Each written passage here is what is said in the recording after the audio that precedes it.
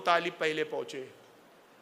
खबर आई कि भाई काबतुल्लाह के अंदर अली की विलादत हुई। गोद में लिया अपने बेटे अली को, आंखें नहीं खोली अली ने, हिलाया डुलाया, आंखें नहीं खोली अली ने।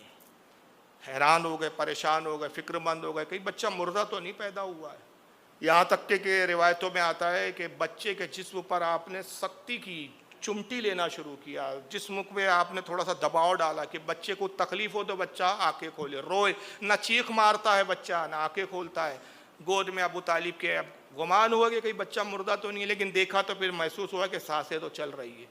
तब ये आका नबी करीम सल्लल्लाहु अलैहि वसल्लम तेज़ी के साथ तशरीफ़ लाते हैं और आने के बाद कहते हैं, चचा मेरा भाई मेरे हवाले कीजिए, चचा मेरे भाई मुझे दीजिए। अबू तालिब ने जैसे ही अली को रसूल के आगोश में दिया, मौला अली ने आंखें खोली।